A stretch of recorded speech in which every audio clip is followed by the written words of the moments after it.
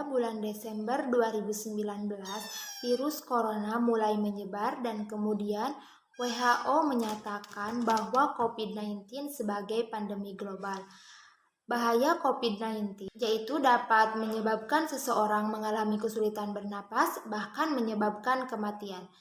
Untuk pencegahan COVID-19 dapat dilakukan dengan cara sederhana, yaitu menerapkan 5M, memakai masker, mencuci tangan dengan sabun dan air mengalir, menjaga jarak, menjauhi kerumunan, dan mengatasi interaksi. Sebagaimana dicontohkan Nabi Muhammad SAW, tak kalah pada zamannya juga pernah terjadi pandemi yang menular banyak orang. Pada masa itu, salah satu wabah yang sering terjadi adalah kusta dan lepra. Sebagai tindakan pencegahan, Rasulullah memerintahkan untuk tidak berdekatan dengan penderitanya maupun wilayah yang terkena wabah. Konsep karantina di wilayah ini seperti diungkapkannya dalam hadis riwayat Bukhari yang artinya, jika kamu mendengar wabah di suatu wilayah, maka janganlah kalian memasukinya. Tapi jika terjadi wabah di tempat kamu berada, maka jangan tinggalkan tempat itu. Tak sampai di sana, pandemi COVID-19 membuat manusia harus terus beradaptasi, tidak terkecuali mahasiswa. Terhitung sejak bulan Maret 2020, kegiatan perkuliahan dialihkan secara online atau pembelajaran jarak jauh. Seiring berjalannya waktu, pandemi berakhir, kemudian berganti status menjadi endemi. Kini, pada tahun 2022, pemerintah melalui Kemdikbud memberikan solusi hibrid. Sistem perkuliahan hibrid merupakan sistem perkuliahan yang mengkombinasikan antara sistem pembelajaran tatap muka dan juga sistem pembelajaran jarak jauh. Hal ini dilakukan dengan tetap menerapkan protokol kesehatan. Pendidikan Indonesia kini sudah sangat maju dan peran teknologi dibutuhkan oleh masyarakat. Dr. Ubaidillah dengan mengutip perkataan Sayyidina Ali bahwa sampaikanlah atau ajarkanlah kepada manusia sesuai dengan kadar zamannya. Ketika era digital, milenial, maka kita menyesuaikan untuk beradaptasi dengan dunia baru dan dunia digital, diimbangi dengan kekuatan dan mental fisik yang baik dan sejalan dengan ajaran agama Islam. Dengan mental dan fisik yang sehat, daya konsentrasi dan fokus menjadi terarah dengan baik.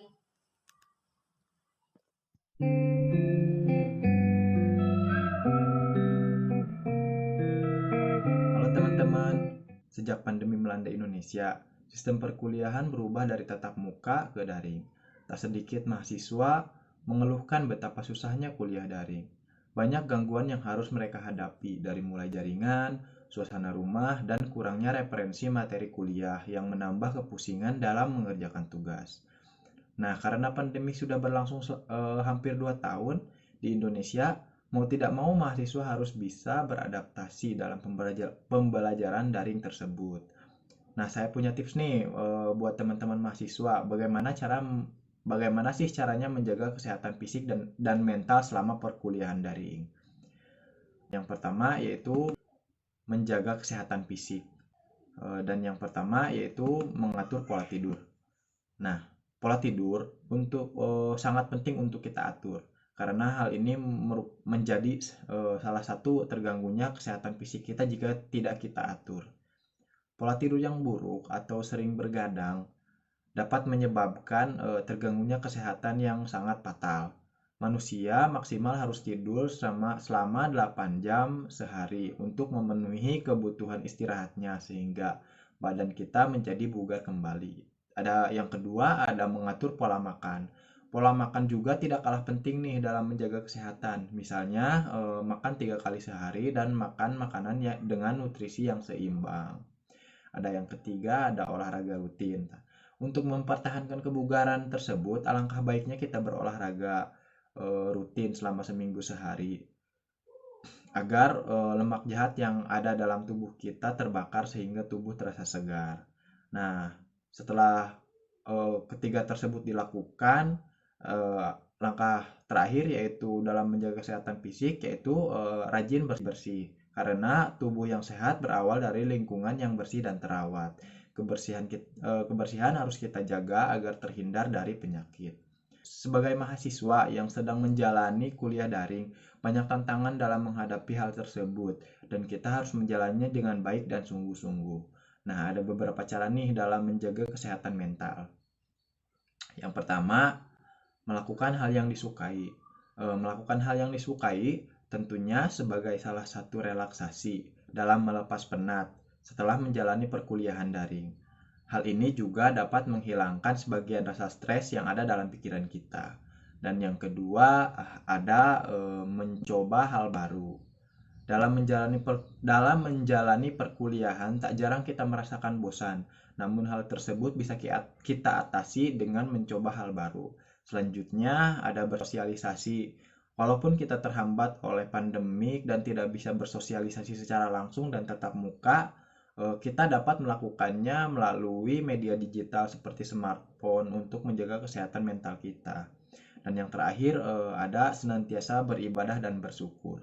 Sebagai insan yang beragama, sudah seharusnya kita beribadah kepada Yang Maha Esa agar kita senantiasa bersyukur dalam menjalani kehidupan.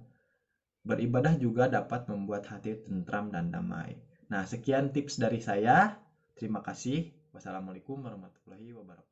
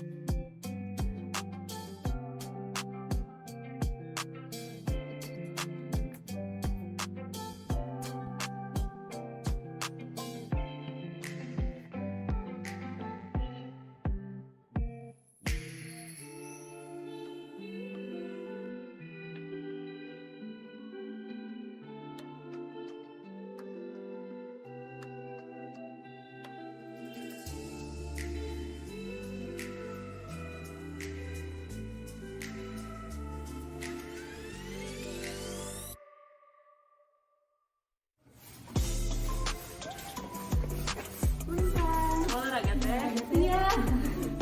Mama.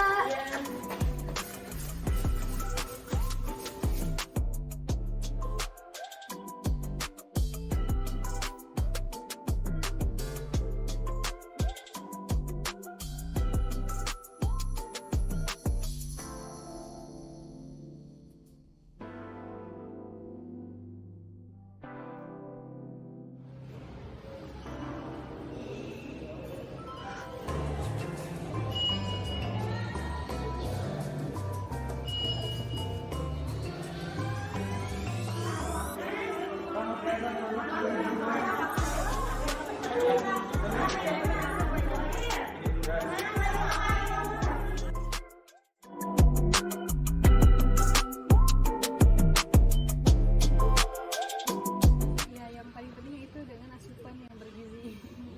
Ya makan 3 kali, kalau enggak juga maksimal minimalnya 2 kali gitu. Makan pokoknya setiap hari itu harus ada asupan nasi dan kalau bisa jangan yang pedas. Kebetulan ya saya pribadi juga ada di asrama, makanya alhamdulillah gitu kita cara menjaga fisik dan mental cukup di rumah gitu, atau misalkan jarak jauh kan sama dosennya, kita tetap menjaga aktivitas kita gitu dengan baca Quran gitu, terus juga dengan beribadah gitu kan, sharing ke teman-teman gitu, karena mungkin kalau sendirian itu kita kurang komunikasi atau tidak berinteraksi sama orang lain gitu. Makanya kalau misalkan sendiri ya kalau bisa tetap berinteraksi sama orang lain dan melaksanakan kegiatan kita dengan cara positif.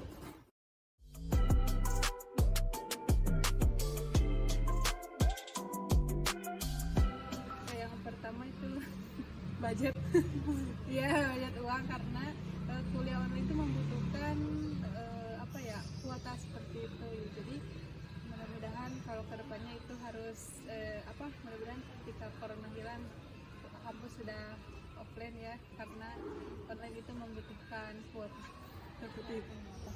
Ya, yang pasti kita harus siap diri, siap juga alat-alat tulis yang menyiapkan pikiran kita gitu, untuk siap berdiskusi, untuk siap mencatat dan sebagainya.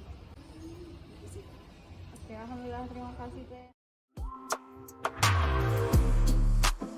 Teman-teman, perlu diketahui, pandemi COVID-19 yang sudah menyerang selama kurang lebih 2 tahun mengharuskan kita untuk menjaga jarak dan membatasi kegiatan bersama orang-orang sekitar. Namun hal tersebut bukan menjadi alasan kita untuk tidak memiliki akhlak dengan orang-orang sekitar, baik yang kita kenal ataupun tidak dikenal. Dengan kita menjaga fisik dan mental di masa pandemi ini, mampu menerapkan akhlak kita di lingkungan seperti kegiatan-kegiatan yang tadi telah dilakukan oleh kelompok 2. Yang pertama, kuliah online dan offline. Saat kuliah online, kita perlu menerapkan akhlak terhadap guru, contohnya memperhatikan guru. Terus yang kedua, menjaga kesehatan dengan cara olahraga merupakan salah satu cara Nabi Muhammad SAW dalam menjaga kesehatannya. Terus yang terakhir, dengan melakukan suatu kegiatan, kita harus menerapkan sopan santun seperti yang tadi dilakukan ketika berolahraga saat bertemu orang-orang. Mungkin segitu saja. Wabillahi taufiq wal hidayah. Wassalamualaikum warahmatullahi wabarakatuh.